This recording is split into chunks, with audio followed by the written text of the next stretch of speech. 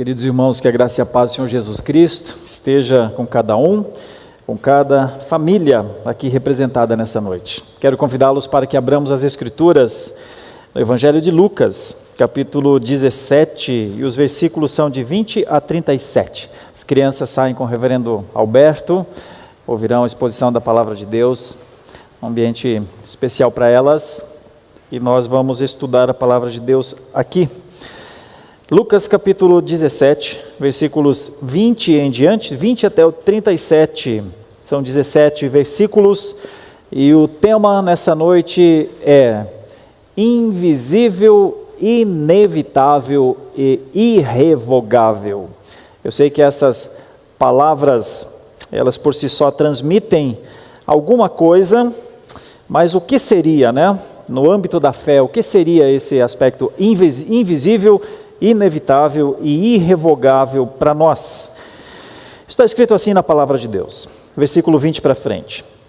Indagado pelos fariseus sobre quando viria o reino de Deus, Jesus lhes respondeu: o reino de Deus não vem com visível aparência, nem dirão, ele está aqui, ou lá está ele, porque o reino de Deus está entre vocês. A seguir, Jesus disse aos seus discípulos: virá o tempo em que vocês desejarão ver um dos dias do Filho do Homem, mas não verão. E dirão a vocês: ele está aqui, ou lá está ele. Não saiam nem sigam essa gente. Porque assim como o relâmpago que resplandece e brilha de uma extremidade do céu até a outra, assim será, no seu dia, o Filho do Homem. Mas é necessário que primeiro ele padeça muitas coisas e seja rejeitado por esta geração. Assim como foi nos dias de Noé, será também nos dias do Filho do Homem. Comiam, bebiam, casavam e davam-se em casamento, até o dia que Noé entrou na arca. Veio o dilúvio e destruiu todos. O mesmo aconteceu nos dias de Ló. Comiam, bebiam, compravam, vendiam, plantavam e edificavam. Mas no dia em que Ló saiu de Sodoma, choveu do céu fogo e enxofre e destruiu todos. Assim será no dia em que o Filho do Homem se manifestar. Naquele dia, quem estiver no terraço e tiver os seus bens em casa, não desça para tirá-los. E de igual modo, quem estiver no campo, não volte para trás. Lembrem-se da mulher de Ló. Quem tentar preservar a sua vida, a perderá. E quem a perder, esse a salvará. Digo a vocês que naquela noite, duas pessoas estarão numa cama, uma será levada e a outra será deixada. Duas mulheres estarão juntas moendo trigo, uma será tomada e a outra será deixada. Dois estarão no campo, um será tomado e o outro será deixado. Então perguntaram a Jesus: onde será isso, Senhor? Ele respondeu: onde estiver o corpo, aí se ajuntarão também os abutres. Se as nossas crianças estivessem aqui, quando eu preparei essa mensagem, eu preparei pensando em também conversar com elas de alguma forma. Se elas estivessem aqui, eu diria para elas: essas coisas que o pastor falou são coisas muito difíceis de entender. Como é que vocês entenderiam com 7 ou 8, 6 ou 7 anos de idade talvez, o reino de Deus? Como vocês entenderiam a volta de Cristo? E como eu poderia explicar alguma coisa a vocês sobre o juízo final? Notem que crianças pequenas são fenomenais, no sentido de que elas conseguem absorver os fatos visíveis, tocáveis, que nós chamamos de fenômenos. As coisas extra, meta, é mais difícil para uma criança entender. Então eu ia dizer para elas 3 coisas, eu diria 3 coisas. Pensem que tem coisas que existem, a gente não vê, mas elas existem. O vento é uma dessas coisas. Eu iria ajudá-las a entender que o reino de Deus é mais ou menos como o vento. Eu ia dizer a elas que, quando se fala da volta de Cristo, é uma coisa tão rápida. O que a Bíblia diz sobre a volta de Cristo é que é uma coisa tão rápida que se assemelha a um relâmpago. Mais do que isso, para nós relâmpago é a conjunção de 2 coisas, uma luz e um barulho. Mas existe um raio que quando a gente ouve o barulho, o raio já bateu no chão. É muito rápido. Então, à luz das Escrituras, eu diria para elas: olha, a vinda de Cristo pode ser tão rápida quanto um raio. Quando você vê, já aconteceu. E sobre juízo final, então, é muito difícil de falar com crianças sobre juízo final, porque ela tem a ver com decretação de sentença, com estabelecimento de pena, com declaração de justos ou não justos e coisas assim. Eu ia usar uma questão com elas, que seria a filiação delas, que não dá para revogar. Uma vez que foi estabelecido, não dá para dizer não. Então, a criança não pode olhar para sua mãe e falar: bom dia, de hoje em diante eu a considerarei minha ex-mãe. Não pode. Não pode dizer assim: olha, não tenho mais família. Não, você pode não gostar, não viver, mas é tua família. Não tem jeito, não tem como revogar. Então, eu ia dizer isso para elas, que invisível, inevitável e irrevogável tem a ver com 3 coisas. O reino de Deus é invisível. E como é que a gente lida com um reino invisível? Que a volta de Cristo é inevitável. Entenda eu isso bem, discorde disso eu, talvez, ou tenha outras ideias relacionadas a isso, mas a Bíblia diz que é inevitável. E o juízo final é irrevogável, não tem jeito. Por isso, nós de alguma maneira precisamos nos relacionar com essas coisas tão grandes e metafísicas, abstratas, hoje. Hoje é o dia de buscar: Senhor, o que é que eu não estou vendo? Bom, será que eu vou conseguir ver, compreender reino de Deus? Senhor, como essa questão da vinda de Cristo numa rapidez tão grande? Nunca pensei que fosse assim. Aliás, até, como é que o pastor está falando que é uma coisa tão rápida, se até hoje não aconteceu, né? Então, e essa questão do juízo, né? Juízo, como é que eu vou entender um Deus justo, ou que aplique um tipo de justiça? Eu ouço tanto falar que Deus é tão amoroso. Será que Deus não mudou? Será que agora, aquilo que antes sempre se falava do Deus justo, agora não está mais para o Deus da paciência, o Deus do amor? Nós reformados levamos muito a sério essa questão do reino de Deus, a questão da vinda de Jesus e a questão do juízo eterno. Então, quero trazer algumas coisas nessa noite para a gente refletir a partir destes 17 versículos. E antes disso, quero contar algumas coisas que estão nas Escrituras que parecem ser ações invisíveis, inevitáveis e irrevogáveis de Deus, mas que muitas dessas ações as pessoas vieram a perceber depois. Enquanto estava acontecendo, elas não percebiam isso bem. Uma dessas coisas é a eleição de Esaú, a eleição de Jacó sobre Esaú, a eleição que envolve Esaú e Jacó. Deus escolheu Jacó antes de ele nascer, diz as Escrituras, mas ninguém sabia disso. Ele disse: amei a Jacó e rejeitei a Esaú, e a gente não consegue encontrar as causas para essas ações, para esses efeitos. Não encontramos a relação causa e efeito na escolha deste guri. É porque é eleição soberana. É inevitável no cumprimento da promessa, irrevogável na sua realização. Deus estabeleceu isso, mas só depois a gente foi compreender que Deus havia agido ali em Jacó e Esaú com esse nível de invisibilidade, de maneira inevitável e de maneira irrevogável. Coisas que Deus fez, como a providência de Deus na vida de José.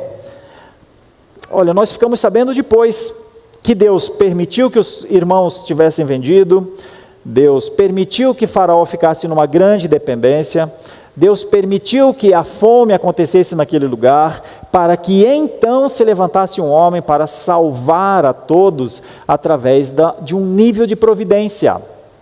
A gente só consegue ver essas ações de Deus depois. Da mesma forma, a dureza do coração de Faraó. Faraó teve 10 oportunidades. As 10 pragas aconteceram porque o coração era endurecido. E nós olhamos para aquela situação e pensamos: mas que homem de coração duro! E aí você vai para as Escrituras e diz, não, peraí, não é que o homem era do coração duro, Deus endurecia o coração daquele homem. Por quê? Para quê? Para depois Deus ser glorificado por todos os tempos como aquele que faz o mar parar, que preserva por 40 anos um povo num deserto, que dá a esse povo uma terra e que estabelece com esse povo uma relação cultica, uma relação paternal. Então Deus tem coisas e agiu de determinadas maneiras que nós ficamos impressionados. Sinceramente, a mim me impressiona muito. Eu poderia citar vários, na verdade eu selecionei 6 casos que são incríveis para mim. E eu cito o último destes, falar só de 4, que é a conversão de Paulo. Paulo é de uma conversão improvável, ele não procurava a fé, ele procurava aqueles que tinham fé para exercer contra eles a sua mão pesada de fariseu. E Deus, de maneira invisível, o chama para ser filho, de maneira inevitável, o leva para a missão e ele se torna aquele plantador de igrejas que nós conhecemos, e de uma maneira que ninguém poderia mudar, as igrejas nasceram e nós somos o fruto daquelas sementes de 2000 anos atrás. Imaginem vocês quanta gente já tentou destruir esse projeto, mas ninguém conseguiu, porque são ações de Deus. Quem para esse Deus? Você não precisa ver o que Ele está fazendo, mas você precisa saber que Ele está fazendo. E essa é uma passagem que nos mostra algumas dessas formas contadas aqui na indagação que estes homens, os fariseus, fizeram a Jesus. O contexto dessa passagem é que Jesus havia curado 10 leprosos. Curar 10 leprosos nessa época é no mínimo um susto, porque é uma doença fatal, não é uma doença com nenhum histórico de curas medicinais. As pessoas contraíam lepra e morriam. Lepra, morte, lepra, morte, lepra, morte. Isso era o normal. E então agora são 10. E Jesus cura. E quando Jesus os cura, um volta para dar glória a Deus. Quem está vendo essa ação? Os fariseus. Eles estão, claro, completamente impressionados por aquilo que aconteceu, mas mais impressionados ainda é atribuir isso a Deus, para eles. E então eles fazem essa pergunta para Jesus: quando viria o reino de Deus? E Jesus diz a primeira coisa: o reino de Deus, quando ele vem, bom, primeiro é que ele é invisível. Como vocês vão ver este reino? Vocês vão procurar este reino? Lembrem que eles continuam insistindo com queremos ver. E a última pergunta, lá no final, no versículo 37, está escrito assim: então ainda perguntaram a Jesus, onde será isso, Senhor?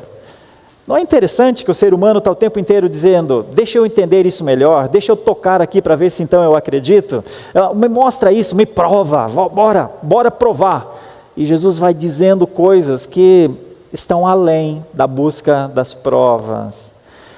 Jesus vai dizendo coisas que só pelo Espírito se pode ver. E ele diz a primeira coisa: o reino de Deus não vem com visível aparência. Nem dirão ele está aqui ou lá está ele, porque o reino de Deus está entre vocês. O reino de Deus está aqui. De vez em quando eu uso algumas ilustrações, usando sempre a ideia de quanto mais nós tivermos conceitos imagéticos claros, melhor a gente consegue entender. Às vezes eu digo assim, olha, você chega numa igreja como essa, e quando eu te falar, olhe para os vitrais, você vai perceber que eles não são janelas, são vitrais, porque igreja não tem janela, igreja tem vitrais. É uma linguagem, mas não é o que um vitral faz? Entre outras coisas, um vitral aponta para o céu. Note que os ângulos apontam para o céu. Note que este ângulo aqui, dessa acústica, aponta para o céu. Se você olhar um pouquinho mais detalhadamente, você vai encontrar aqui, eu estou repetindo, alguns de vocês já ouviram isso muitas vezes, você vai ver esse conceito imagético em toda essa estrutura de púlpito, sempre apontando para o céu. E aí você poderia dizer, talvez você esteja chegando hoje, a nossa igreja, você diria, puxa, eu não tinha percebido isso. É porque essas coisas estão além dos olhos. Essas coisas estão num nível diferente, essas coisas estão numa ideia de que isso é para a glória de Deus desse jeito. Uma igreja existe no mundo para glorificar a Deus desse jeito. Talvez eu poderia dizer, olha, por que esse púlpito está aqui e nós não estamos em uma roda e estamos conversando como a gente faz quando a gente faz debates em muitos lugares?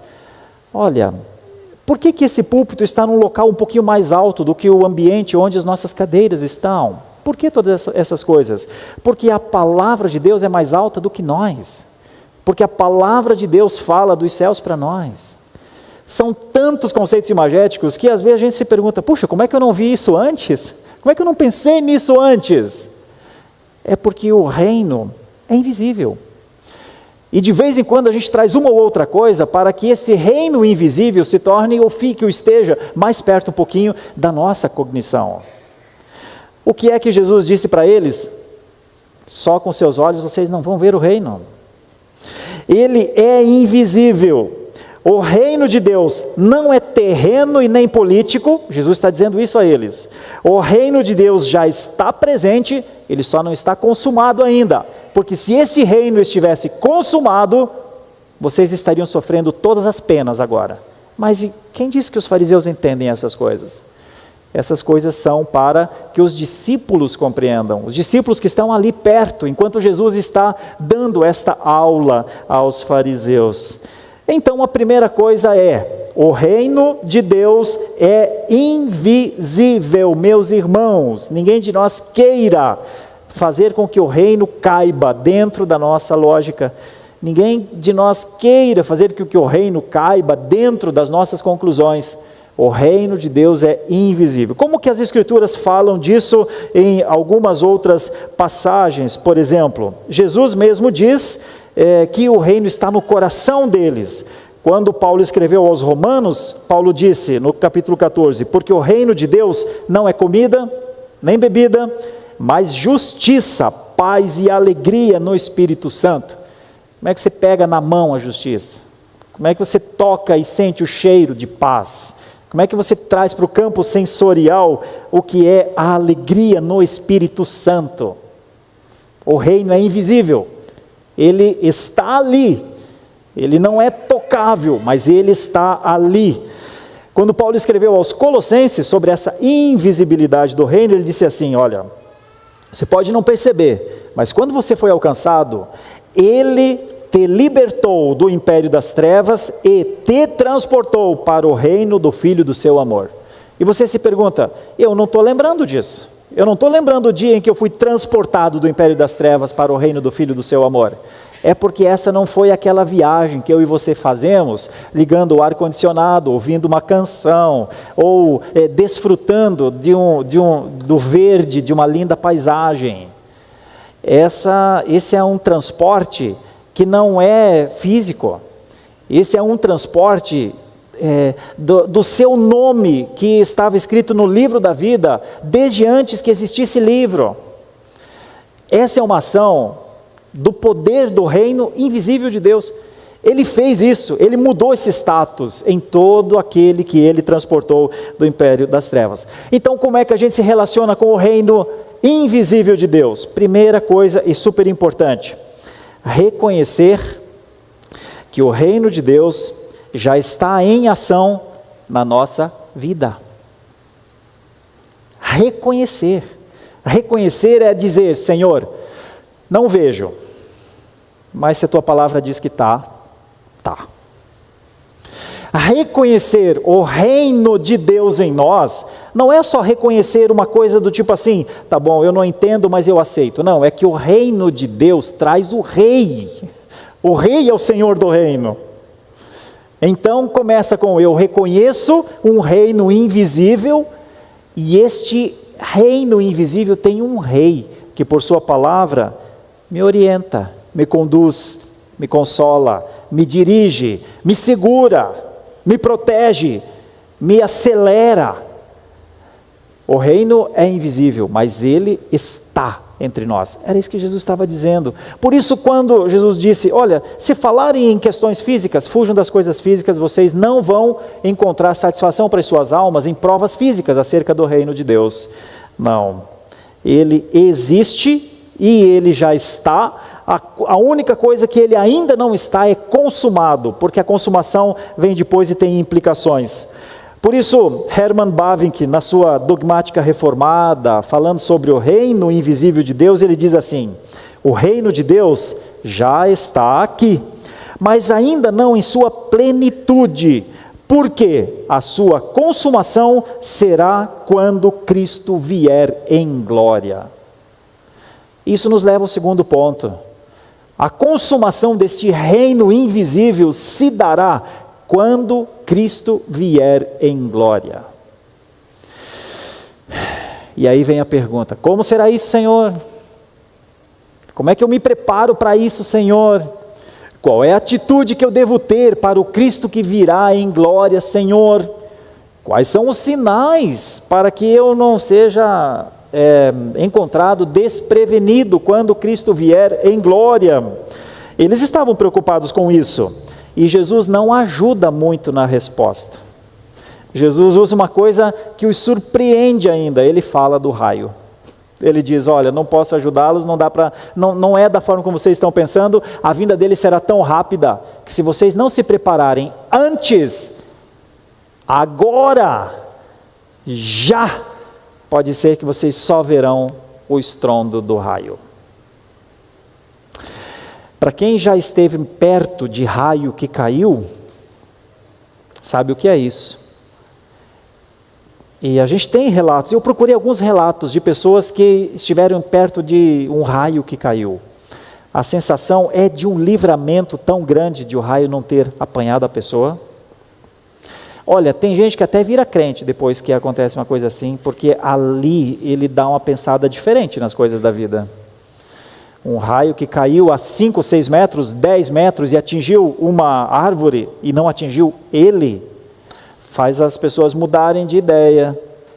E esse é o aspecto que Jesus estava dizendo: é inevitável a vinda dele, é rápida e inevitável, e tem duas coisas, uma delas é que será súbita, e o mundo distraído provavelmente não verá, só ouvirá o som. O raio já terá caído quando o mundo distraído se der conta que o Filho do Homem viria.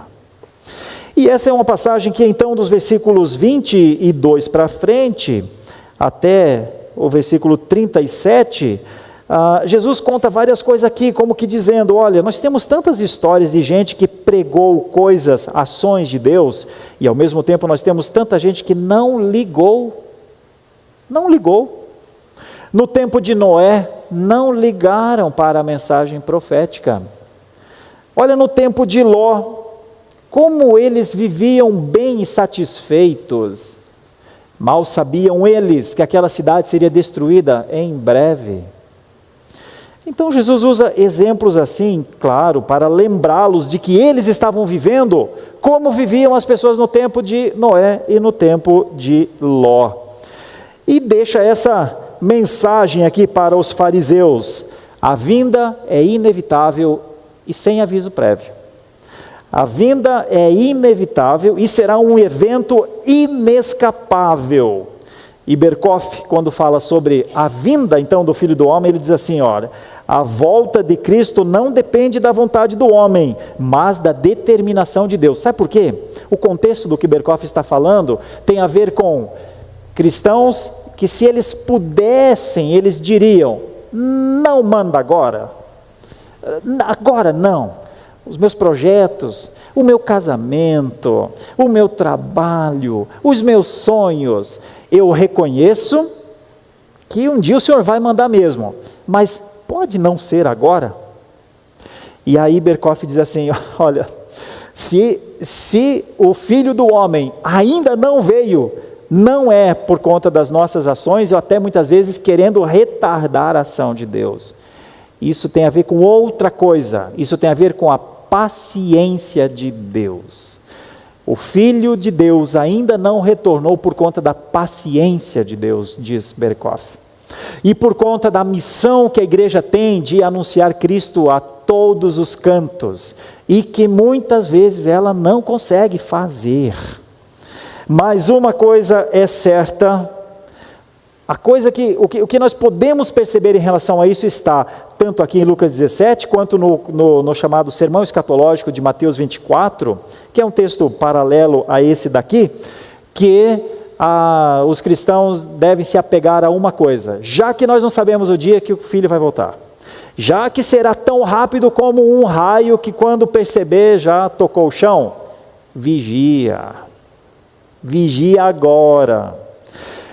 A compreensão do quanto é inevitável a vinda de Jesus leva um cristão a vigiar. Quando ele pensa que pode evitar, que não vai acontecer, ele baixa a guarda e não vigia mais. Por isso, Paulo falando com os Tessalonicenses, ele disse assim: porque vós mesmos estáis inteirados com precisão de que o dia do Senhor vem como ladrão de noite. Você nunca espera o ladrão, ele vem antes de você esperar. A maioria de nós, depois que o ladrão vem, coloca alarme nas casas, ou faz seguro das coisas. Pode notar que é sempre depois, porque o ladrão vem antes. Então, o exemplo é negativo para que nós nos previnamos positivamente. Vigia agora, vigia já. Quando Pedro escreveu isso, mais uma vez repercutiu a palavra exata de Paulo. Na segunda carta de Pedro, capítulo 3, o dia do Senhor virá como ladrão, os céus desaparecerão com grande estrondo. Quando nós ouvirmos o estrondo, o céu já terá desaparecido, à luz do que Pedro falou. Então é inevitável, é tão rápido quanto um raio, e a preocupação nossa é com o vigiar, espiritualmente vigilantes, pois essa volta vai acontecer. Pastor, como é que eu vigio então? Então eu tenho que lutar para não cair em pecado? Olha, um dos grandes problemas dos cristãos é se acostumarem aos seus pecados. Eles se acostumam aos pecados de uma maneira como eles se acostumam a gostar de feijão e arroz.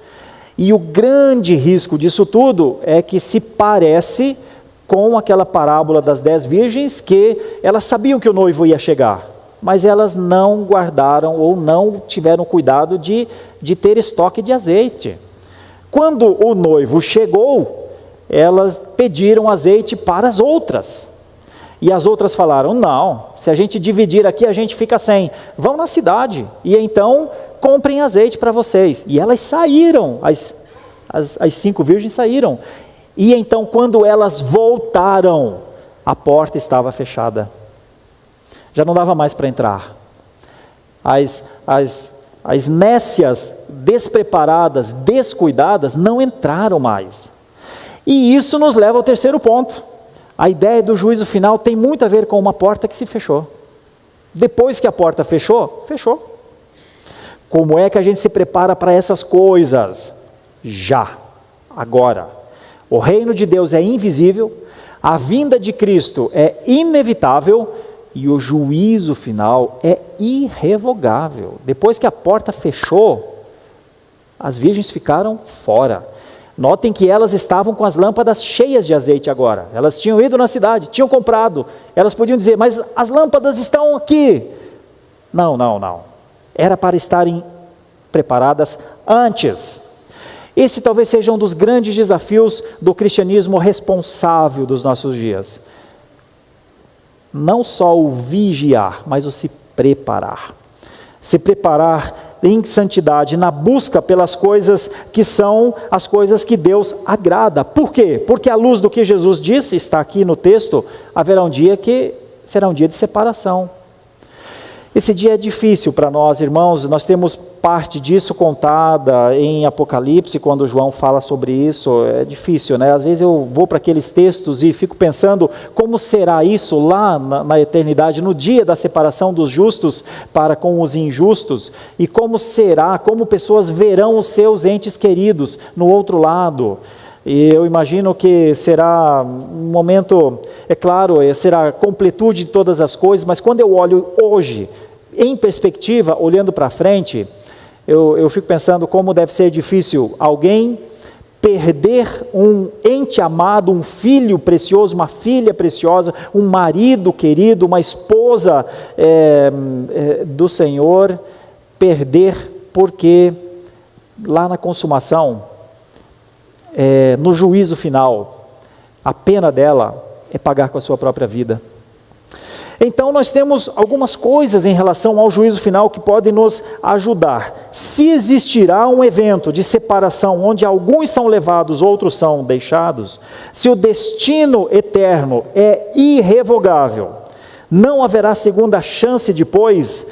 As ações que nós temos de fazer, se houver alguma ação que nós podemos fazer, deve ser antes desse juízo acontecer. Essa é a grande missão dos cristãos no mundo, agirem antes do juízo final se consumar. Nós não temos o direito de dizer: Senhor, eu não quero ter participação nisso, e o Senhor faça o que o Senhor achar melhor. Lembre, tenha em mente que esse fazer o que o Senhor achar melhor sem a minha participação pode ser, ou podem ser, as pessoas mais amadas da nossa vida. E eu digo isso quando eu trabalho com o ambiente escolar, ou ambiente universitário.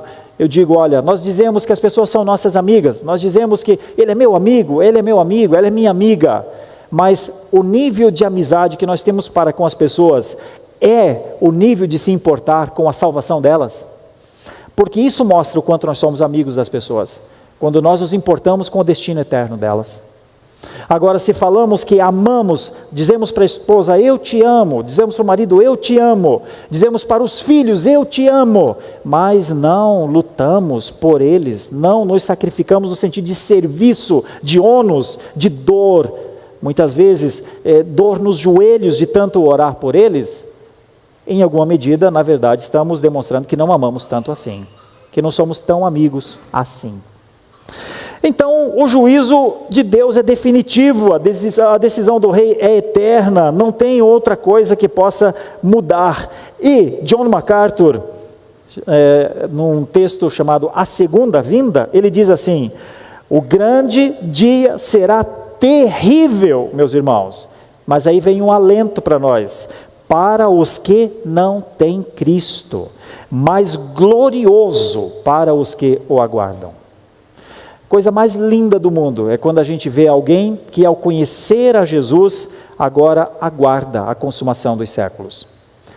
Será um dia terrível, diz MacArthur, para quem não tem o mediador, para quem não tem o sangue do Cordeiro em seu favor. Será terrível mesmo.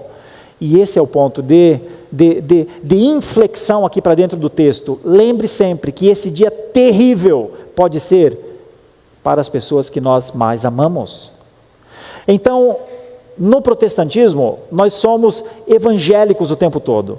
No protestantismo, nós somos testemunhais o tempo todo, porque nós sabemos da urgência, nós sabemos dos tempos acelerados de Deus na consumação dos séculos.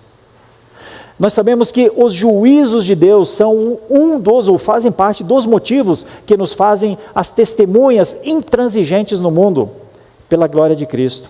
E isso começa na nossa família. Isso mostra que a gente leva a sério o juízo final e não considera apenas como uma coisa hipotética, porque o juízo é irrevogável. O reino é invisível. A vinda de Cristo ninguém pode evitar, e os juízos eternos ninguém pode mudar. Só tem uma coisa a fazer antes disso, meus irmãos. E eu quero concluir caminhando para algumas aplicações importantes nessas três perspectivas. O que significa viver nesse reino invisível de Deus? Tem uma palavra de Paulo aos Coríntios que é extremamente explicativa. Ele diz assim: nós crentes andamos por fé e não pelo que vemos. E quando o autor aos Hebreus fala sobre fé, ele diz, é a certeza das coisas que não se veem. Aplicação prática para nós, um chamado muito direto neste reino invisível de Deus. O povo de Deus vive pela fé, não pelas coisas que vê. Enquanto houver dentro do nosso coração necessidade de que Deus prove que Ele é Rei, enquanto houver no nosso coração necessidade de que as coisas façam sentido para nós, enquanto estiver em nós a sensação de, não, eu só vou amar a Deus, servir a Deus, ser fiel a Deus, quando eu perceber que realmente Ele existe, que realmente Ele governa todas as coisas. Irmãos, passou o tempo de fazer provas como Gideão. Alguns continuam fazendo prova como Gideão. É um perigo. Por quê? Porque Deus não se submete às provas. Ele não precisa se submeter às provas. Às vezes, eu até vejo coisas positivas em relação a isso. Pessoas que têm caminhada com Deus e ficam num diálogo intenso com Deus. Mas eu quero trazer uma outra preocupação quanto a isso. Tu já pensou se na tua relação com Deus, Deus tiver sempre que provar que Ele tem poder? Que Ele tiver sempre que provar que Ele está governando? Em alguma análise, você vai controlar, ou espera, ou pensa que pode controlar as ações de Deus. Isso é tentar a Deus. Muitos, numa tentativa de viver intensamente com Deus, tentam a Deus. É melhor ficar com uma ideia mais moderada. O reino de Deus é invisível, viva por fé. Tenha fé. Creia de uma maneira que os teus olhos não precisem de provas. Então, nós não podemos medir o sucesso espiritual com base em circunstâncias visíveis. Nós precisamos buscar a presença de Deus na oração, na palavra, porque é lá no coração que essa palavra vai chegar. Nós não podemos imaginar que um dia Deus vai provar alguma coisa para nós, para que nós fiquemos mais crentes então. Se dependermos disso, não ficaremos mais crentes. A Bíblia não parece dar nenhuma margem de que Deus queira te provar, te convencer de alguma forma dentro do seu campo de cognição, de pensamento. Ou você tem fé para crer naquilo que os olhos não veem, ou provavelmente nunca verá, não compreenderá o que é o reino de Deus. Segunda coisa, se é inevitável a vinda de Cristo, então é decorrente esse pensamento, temos de viver com vigilância. Vigilância, meus irmãos, nós temos muitos exemplos de vigilância, e lá no Antigo Testamento nós temos alguns, os guardas nos muros. Os guardas tinham uma função importantíssima. Eles precisavam ficar em cima dos muros, também eram chamados de atalaias, parte dos guardas, e então eles percebiam do lado de fora da cidade os inimigos chegando. O que era mais perigoso para o guarda era a noite. Por isso o salmista diz que existe um tipo de esperança semelhante ao quanto um guarda espera pela manhã, pelo dia nascendo. Porque quando o dia nascia, então ele podia ver se os inimigos estavam ali. Viver com vigilância e expectativa é a atitude mais sábia do povo de Deus. Não só expectativa, vigilância e expectativa. É o próprio Mateus que diz, portanto vigiai, porque não sabeis em que dia vem o Senhor. Santidade, priorização das coisas eternas, disciplinas espirituais, evangelização urgente, essas coisas mostram que nós estamos vigilantes e esperando o cumprimento do reino. Terceira aplicação, se o reino é invisível, nós temos de viver por fé. Se a vinda de Cristo é inevitável, nós devemos vigiar, porque sabemos que ela é inevitável e é tão rápida quanto um raio. A terceira é, quase todas as nossas atitudes no mundo, meus irmãos, devem ser pautadas por temor e responsabilidade. Um dia, depois que o reino se cumprir, a consumação se fizer, nós não teremos mais as escrituras lá. E então isso aqui só existe para este tempo. Passou este tempo, não haverá mais Bíblia. Lá no céu não tem essa Bíblia, não teremos 66 livros, não teremos Antigo Testamento 37 livros, Novo Testamento 39 livros, Novo Testamento 27 livros, nós não teremos mais. Só tem um tempo para nós conhecermos a vontade de Deus, este agora com a sua palavra no nosso meio. Posso dizer uma coisa muito simples, mas eu creio muito nela mesmo. Sem leitura da palavra e oração é impossível manter o temor a Deus. Sem o contato constante com a pureza de Deus, com a sua santidade, com a sua glória, sem o contato constante com o seu governo, com o seu poder, com a auto-revelação que Ele faz de si mesmo, nossa mente não guarda. Você fica 3 ou 4 dias sem ler as Escrituras e você não lembra mais em que versículo você parou. Se as Escrituras não forem constantes na sua vida, provavelmente você vai viver sem temor. No dia que você perder o temor de Deus, ninguém pode fazer mais nada por você nessa terra. Então, é porque a responsabilidade foi quebrada. Só tem um jeito de conhecer quem Deus é, quando Ele nos fala quem Ele é. E é isso que, diante de um juízo eterno irrevogável, é a nossa atitude de temor. Então, ler as Escrituras não é só um hábito saudável, é um hábito inteligente. Posso dizer mais uma coisa muito simples. A inteligência espiritual vem do contato com as Escrituras. Sem o contato com as Escrituras, pode ter perspicácia, pode ter conhecimentos variados, mas dificilmente haverá temor, dificilmente haverá sabedoria. Eis a palavra de Deus para nos ajudar a esperar essas coisas, conforme MacArthur disse, não com aquele frio na espinha, não com aquela preocupação, meu Deus, o que vai acontecer? A nós, tudo o que vai acontecer, a Bíblia já disse o que iria acontecer. Tudo o que nos aguarda, que nos espera, é só o encontro com o nosso Senhor, viver eternamente com o nosso Senhor, mas esse dia ainda não chegou. Então, pensamos em algumas coisas para aplicar em relação a isso também. Prudência, sabedoria nas escolhas, o uso responsável dos dons e dos talentos que Deus nos deu, o cuidado com as palavras, o amor ao nosso próximo, tudo isso mostra alguém que sabe o que é o juízo final, sabe o que é o juízo eterno de Deus, mas está se preparando para, quando esse dia acontecer, apresentar a Ele os seus frutos de justiça. Então, quero concluir dizendo isso, meus irmãos. Vamos viver pela fé, não pelo que os nossos olhos veem. Vamos viver com a vigilância santa, com a expectativa santa. Um dia o Filho do Homem vai voltar. Esse um dia pode ser hoje à noite. Esse um dia não é assim, 2030. Ele pode ser hoje à noite, antes que haja uma segunda-feira.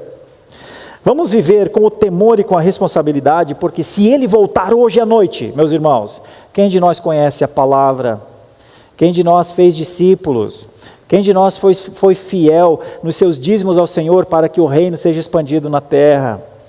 Quem de nós pode dizer, olha, eu vivi com o meu filho e com a minha filha para levá-lo ao céu? Quem de nós poderá dizer lá, Senhor, no tempo que o Senhor me deu, eu vivi por fé, eu vivi esperando e eu vivi com temor. Eu sei que quando eu falo desse jeito, talvez haja alguém de nós que pensasse, então seria melhor ele não voltar agora. Saiba que se ele não voltar agora, não é por nossa negligência, nossas negligências não atrasam a vinda de Cristo, mas a palavra de Deus acelera a nossa caminhada do ponto de vista de corrigirmos os nossos atos. Que Deus nos ajude, que Deus nos abençoe, que Deus nos dê graça para pensarmos nessas coisas tão grandes, mas que pela fé, se as nossas crianças estivessem aqui, elas entenderiam, no exemplo do vento, ele é invisível, não se vê, mas ele está ali.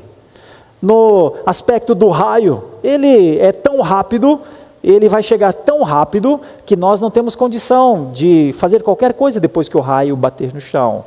E em relação à filiação, ninguém pode dizer ou revogar aquilo que o Senhor Deus estabeleceu como um desígnio.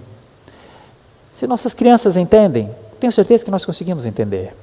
Que Deus nos ajude e que fortaleça a nossa fé. Fechemos os nossos olhos, vamos orar ao nosso Deus e vamos cantar um hino glorificando a este Deus tão precioso. Senhor, nossa oração nessa noite, à luz da Tua Palavra, nos leva a pensar: eu quero viver de maneira digna, eu quero viver, ainda que o mundo não conheça este reino, eu quero viver por fé, entendendo que Ele não só existe, mas que o Rei está trabalhando e reinando absoluto. Senhor, enquanto o pastor fala sobre a volta de Cristo, nem sempre eu penso nisso, e às vezes até penso que isso pode demorar bastante. Mas quando o pastor fala que poderia vir hoje à noite, talvez eu pensasse: puxa vida, será que então eu não deixei de lado, não deixei para lá coisas que talvez eu deveria ter resolvido na minha vida? E se esse juízo final, esse julgamento de ações, se ele fosse hoje, o que Deus revelaria das minhas ações? Será que eu vivi dependendo inteiramente de Cristo? Minha vida foi entregue a Cristo? Ele é o Senhor absoluto? Ou será que talvez a resposta do Senhor seria: aparta-te de mim, eu não te conheço, você nunca viveu para mim? Por mais que você talvez esteja perto de cristãos, tenha entrado e saído de igrejas e tudo, mas você não se separou do mundo para mim. Como é que agora estaria comigo, ou viveria comigo? Será? Senhor, é que nós não temos essas respostas, elas só podem vir de Ti. Mas que a Tua Palavra nos ajude, e que por antecipação nós consigamos pensar, tomar as decisões adequadas para Te glorificar. Guarda os nossos passos, Senhor. Protege nossas famílias, Senhor. Faz com que vivamos, apesar de perseguidos nesses tempos, de questionados por tantas forças, permita-nos viver numa alegria contigo, numa esperança séria, numa lucidez espiritual que só o Teu Santo Espírito pode dar. Nós oramos por isso. Como esperamos por isso, Senhor? Em nome de Jesus. Amém. Muito obrigado por nos acompanhar até o final desse vídeo.